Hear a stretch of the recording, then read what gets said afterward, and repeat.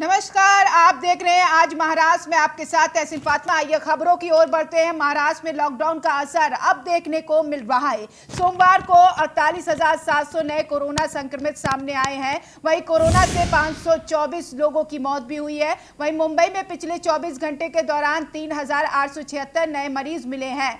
70 लोगों की मौत भी हुई है। अब राज्य में 6,74,770 एक्टिव मरीज हैं। महाराष्ट्र में अब तक 65,284 लोगों की कोरोना की वजह से मौत हो चुकी है।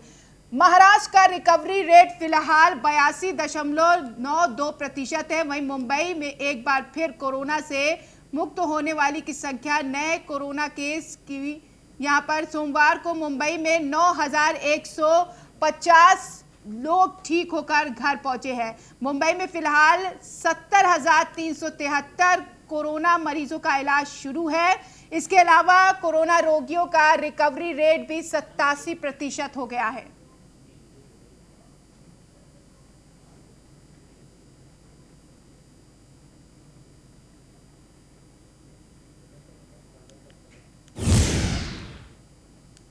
तो कोरोना का टीका लगाने के लिए मुंबई के दहीसर टीकाकरण केंद्र के बाहर आज सुबह से ही लोगों ने बड़ी मात्रा में भीड़ देखने को मिली है। टीके की कमी के कारण टीकाकरण केंद्र भी कम समय के लिए शुरू हुआ। वहीं टीकाकरण केंद्र का जायजा लिया हमारे संवाददाता अर्जुन मलिक ने।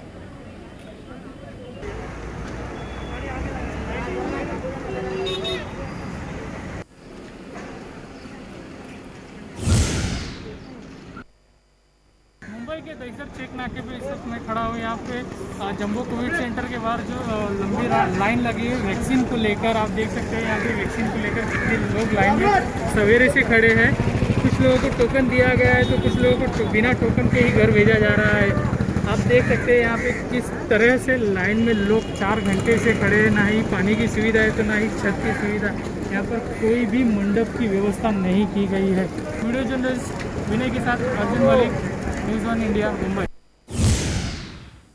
उधर केंद्रीय मंत्री नितिन गडकरी ने नागपुर के केटी नगर में महानगर पालिका की ओर से निर्मित 100 बेड्स के कोविड अस्पताल का उद्घाटन किया। इस मौके पर पूर्व सीएम देवेंद्र फडणवीस, महापौर दया शंकर तिवारी, विधायक परिरय फूके सहित कई नेता मौजूद रहे। कार्यकर्ता, सामाजिक कार्यकर्ता सावनेर में रोटे करके हॉस्पिटल में भेजे, 10 सिलेंडर ब्रह्मपुरी में भेजे हॉस्पिटल के लिए, और जहाँ जहाँ ज़रूरत पड़ी है उनका ईमेल करके मैं लगातार संपर्क में हूँ और हम लोग सब प्रकार की मदद कर रहे हैं। एक ही मेरा फिर से अनुरोध है कि इस समय हमारे सभी लोग, डॉक्टर, नर्स, राजनीतिक कार्यकर्ता, सामाजिक कार्यकर्ता, ये सामाजिक सेंसिटिवनेस, संवेदनशीलता का परिचय है। एक दूसरे को मदद करें, संकट गहरा। और दूसरी बात मुझे आपसे ये कहनी है कि हम एक दूसरे को मदद करते समय ये भी बात ध्यान में रखें कि हम खुद को प्रोटेक्ट करें। जो सरकार ने नियम दिए उसका पालन करें। मुझे विश्वास है कि कल एक अच्छा साइन आया है, क्योंकि कॉन्फिडेंस बढ़ाने की भी आवश्यकता है। कल अच्छा साइन यह है कि हमारे इसमें से कल रात तक पेशेंट जो कोविड ग्रस्त की संख्या काफ़ी बड़े प्रमाण में कम हुई है। तो मुंबई मराठी पत्रकार संघ के अध्यक्ष नरेंद्र विनायक बावले ने सभा का आयोजन किया। मुंबई मराठी पत्रकार संघ में आयोजित सभा में उन्होंने बताया कि 1 मई से पत्रकार रेल से आवागमन कर सकेंगे।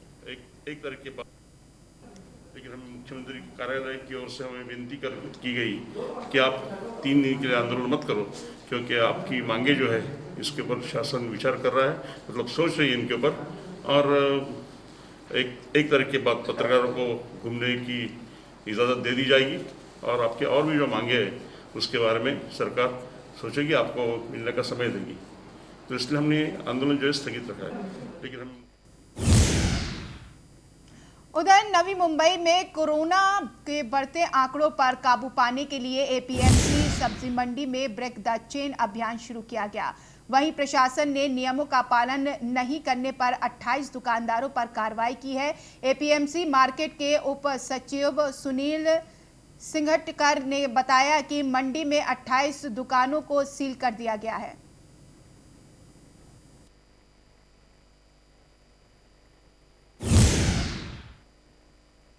शुरू से मैं बताता हूँ, 4 अप्रैल को गवर्नमेंट ने ब्रेक द चेन नाम का एक अध्यादेश निकाला था। उसके तहत हमने 5 अप्रैल को यहाँ पे एक सर्कुलर निकाला। उस तहत हमने एक कंपल्सन किया था कि यहाँ पे कोई भी खुदरा बिक्री नहीं होगी। इसके बावजूद भी हम देखते हैं तो खुदरा बिक्री हो रही है। तो हमने आज तक टोटल 28 गालों पर हमने कार्रवाई की है, उनको सील कर दिया है हमने। अभी शुरू में हमने जो 16 गाले थे उनको 10 दिन के लिए हमने सील किया था, लेकिन उसके बावजूद भी कोई इजाफा कुछ अच्छा नहीं हुआ खुदरा बिक्री के इसमें। तो इसलिए भी हमने अगले आदेश तक, आज जो हमने कार्रवाई की, अगले आदेश तक सबको हमने सील कर दिया। ये कार्रवाई इसी तरह से आगे चलती रहेगी? हाँ, चलते। उधर ठाणे में 1 मई से 18 साल से ज्यादा उम्र वाले लोगों को टीका लगने वाला है, लेकिन उससे पहले 45 साल से ऊपर के मरीजों को टीका न मिलने पाने से प्रशासन की धज्जियां उड़ती हुई दिखाई दे रही है। बता दें, टेम्बी नाका वैक्सीनेशन सेंटर में सिर्फ 50 लोगों के लिए ही टीका उपलब्ध है, जबकि सुबह 5 बजे से 500 लोग लाइन में खड़े हैं। इनमें से सिर्फ 30 लोगों को ही टीका लगाने का टोकन दिया गया और दूसरे चरण में बचे हुए 20 लोगों को टीका लगाया जाएगा। कोवैक्सीन उपलब्ध न होने के कारण बचे हुए नागरिकों को वापस जाना पड़ रहा है।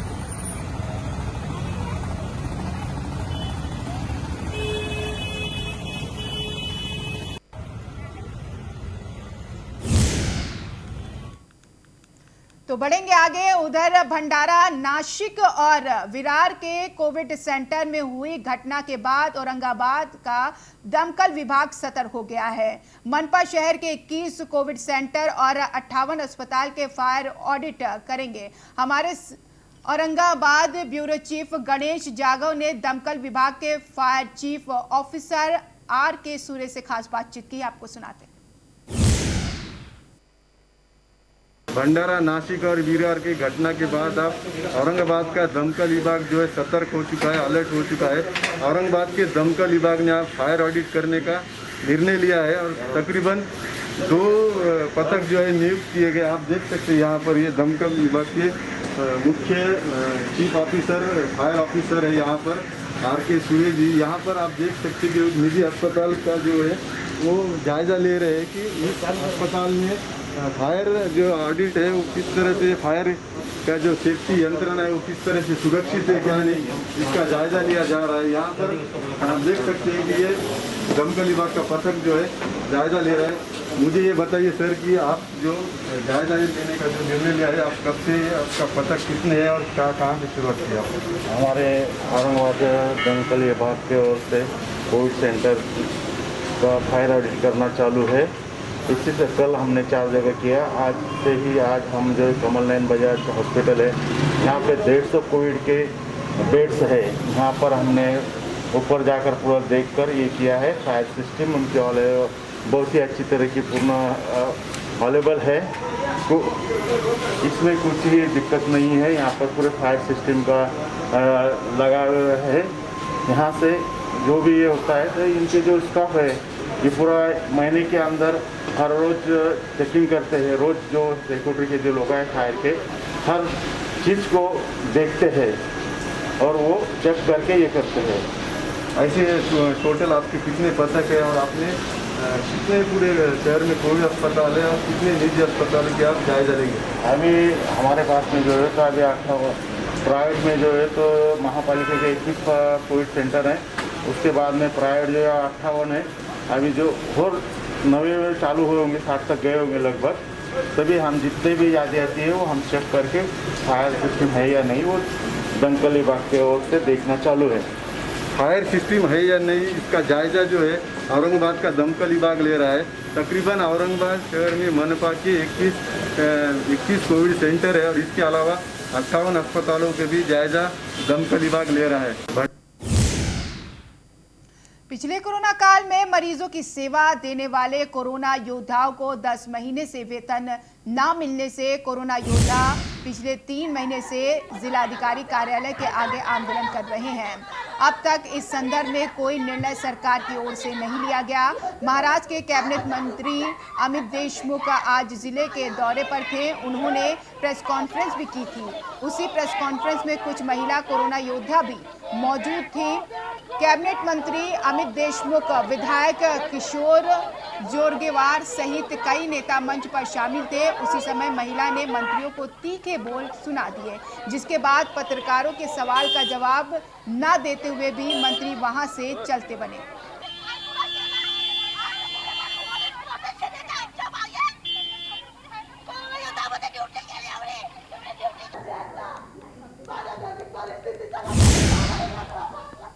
रायगढ़ जिले में लॉकडाउन के दौरान शिवसेना और एनसीपी कार्यकर्ता आपस में भिड़ गए हैं। बता दें आपको, निजामपुर के कंपनी के मलबे को लेकर कंपनी के सामने दोनों पक्ष के कार्यकर्ता में झड़प हो गई। दरअसल निजामपुर स्थित अंतर्राष्ट्रीय कंपनी पॉस्को स्टील के मलबे को उठाने के लिए कंपनी ने निविदा जारी की थी, जिससे दोनों पार्टियों के कार्यकर्ता आपस में भिड़ गए।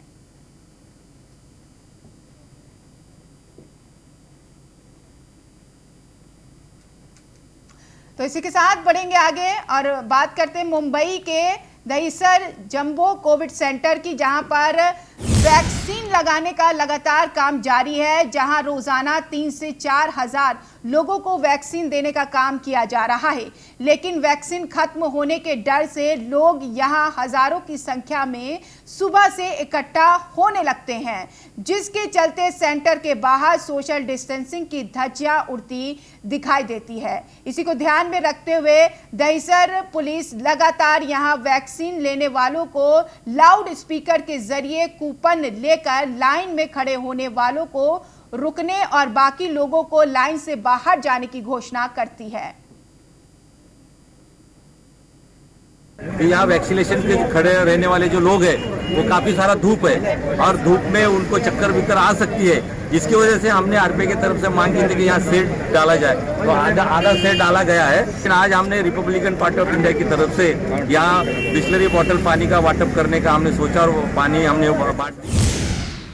उधर चंद्रपुर में कोरोना का कहर जारी है। अस्पताल में ऑक्सीजन और बेड की कमी की तस्वीरें दिन प्रतिदिन सामने आ रही है। तो वहीं कोरोना महामारी के बीच एक शख्स ने अपना बर्थडे कुछ अलग ही तरीके से सेलिब्रेट किया, जहां एक और लोगों को बेड और ऑक्सीजन मिलने में दिक्कत हो रही है। वहीं चंद्रपुर में एक शख्स ने ऑक्सीजन देकर अपना जन्मदिन मनाया है। अस्पताल को ऑक्सीजन भेंट देने वाले इस शख्स का नाम मनीष रक्षमवार बताया जा रहा है।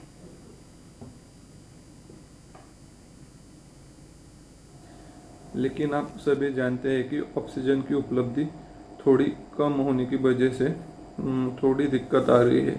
इस कमी को देखते हुए हमारे यहाँ के हुनर पत्रकार श्री मनीष जी रक्षमवार, इन्होंने अपने जन्मदिन के अवसर पर 7 oxygen cylinder Covid care centre मुल्क को प्रदान किए हैं। अंडरवर्ल्ड डॉन राजेंद्र निकालजे उर्फ छोटा राजन की कोविड-19 की रिपोर्ट पॉजिटिव आई है। इसके बाद उसे नई दिल्ली स्थित अखिल भारतीय आयुर्विज्ञान संस्थान में भर्ती कराया गया है। तिहाड़ जेल अधिकारियों ने सोमवार को यहां एक सत्र अदालत को सूचित किया कि 2015 में बाली इंडोनेशिया से गिरफ्तारी के बाद से राजन नई दिल्ली में उच्च सुरक्षा वाले तिहाड़ जेल में बंद है। मुंबई में उसके खिलाफ लंबित सभी आपराधिक मामले सीबीआई को निस्तारित कर दिए गए थे और एक विशेष अदालत का गठन किया गया था। राजन मुंबई में जबरन वसूली और हत्या से संबंधित 70 आपराधिक मामलों में आरोपी है। राजन को 2011 में पत्रकार ज्योतिर्मय डे की हत्या के मामले में दोषी ठहराया गया था। 2018 में उम्र कैद की सजा सुनाई गई। पिछले हफ्ते मुंबई की विशेष सीबीआई अदालत ने 1993 के Mumbai serial bomb blast case के एक आरोपी हनीफ कडावाला की हत्या के मामले में राजन और उसके सहयोगी को बरी कर दिया।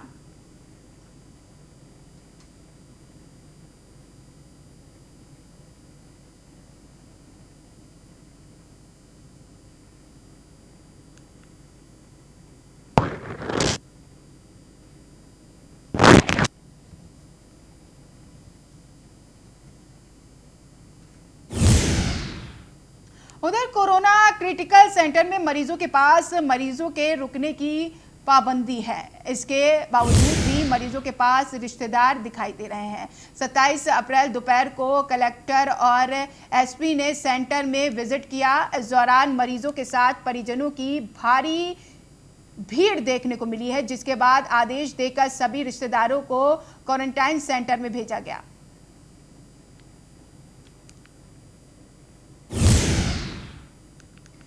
तो कोविड महामारी जिस तरह से भारत में फैल रहा है और उससे घबराकर आईपीएल खेल रहे कुछ खिलाड़ी अपने स्वदेश जा चुके हैं। इंडियन प्रीमियर लीग के 14वें सीजन में खेल रहे कई विदेशी खिलाड़ियों ने आईपीएल टूर्नामेंट को बीच में ही छोड़ने का फैसला लिया है। हालांकि इसमें ऑस्ट्रेलिया के खिलाड़ी कुछ ज़्यादा हैं। इसी बीच मुंबई इंडियंस की तरफ से खेलने वाले खिलाड़ी क्रिस लीन ने क्रिकेट ऑस्ट्रेलिया से खिलाड़ियों को ले जाने के लिए चार्टर्ड प्लेन की मांग की है। मुंबई इंडियंस की तरफ से खेल रहे लीन ने कहा है कि मैंने क्रिकेट ऑस्ट्रेलिया को लिखा है कि वो हर साल खिलाड़ियों के कॉन्ट्रैक्ट से 10% पैसा कमाता है। हमारे पास मौका है कि इस साल इस पैसे का इस्तेमाल करें और एक बार जब ये टूर्नामेंट खत्म हो जाए तो चार्टर्ड प्लेन का इंतजाम किया जाए।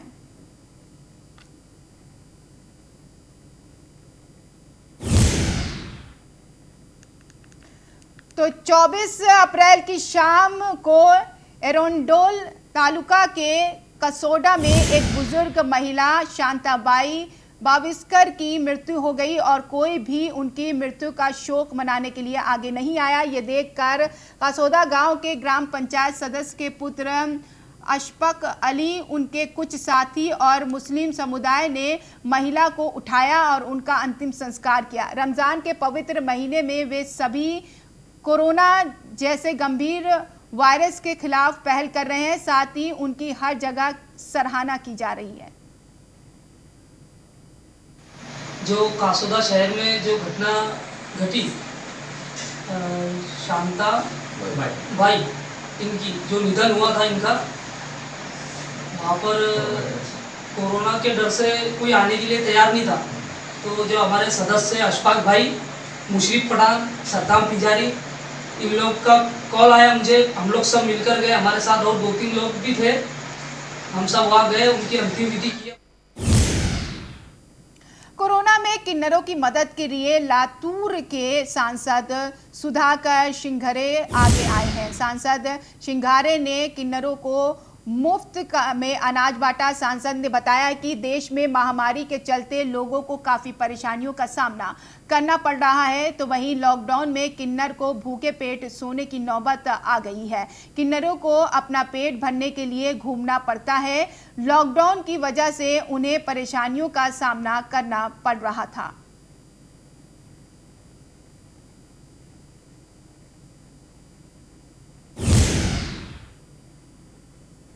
कोरोना के इस कठिन काल में जो समाज हम सबको आशीर्वाद देता है, कुछ मांग के वो खाते हैं, उन लोगों की तरफ किसी का ध्यान नहीं गया। इस साल पिछले साल बहुत सारे किट वाटअप हुए, सब हुआ, लेकिन इस साल किसी ने इनकी तरफ ध्यान नहीं दिया।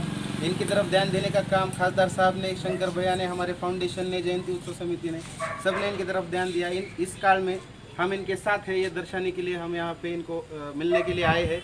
और इनके लिए हमने 1-2 महीना चलना चाहिए ऐसा राशन का किट।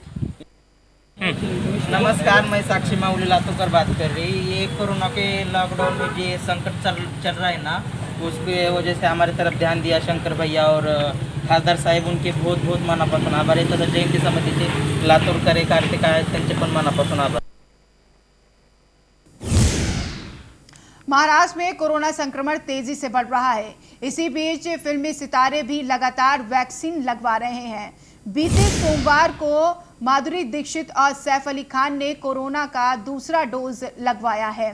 माधुरी ने वैक्सीनेशन सेंटर से अपनी तस्वीर शेयर की है, जिसमें उन्होंने लिखा है, आज मैंने वैक्सीन का दूसरा डोज लगवाया है। मेरा सबसे आग्रह है कि जब भी संभव हो वैक्सीन ज़रूर लगवाएं।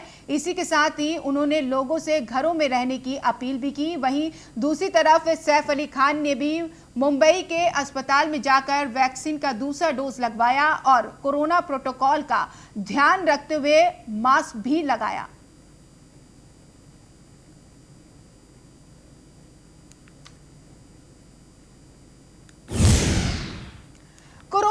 संकट दूर करने को लेकर भंडारा जिले की महिलाओं ने सात बहन माता की पूजा शुरू कर दी है। जिले के मोहाडी में स्थित सात बहन माता की रामनवमी से हनुमान जयंती के बीच पूजा शुरू कर दी है। सात महागुणों की ओर से माता को पानी चढ़ाया जाता है, जिससे संकट दूर होता है। इसी श्रद्धा से महिलाएं पूजा करती हैं। बता दें, रामनवमी से हनुमान जयंती तक सात सुहागन मंदिर में जाकर नींबू के पानी से स्नान करती हैं। 100 सालों से गांव में किसी को कोई भी बीमारी आती है तो इसी मंदिर में सात बहन माता को नींबू के पानी से स्नान कराने की प्रथा बनाई गई है और इससे बीमारियां भी दूर होती हैं, ऐसा यहां के ग्रामीणों का मानना है।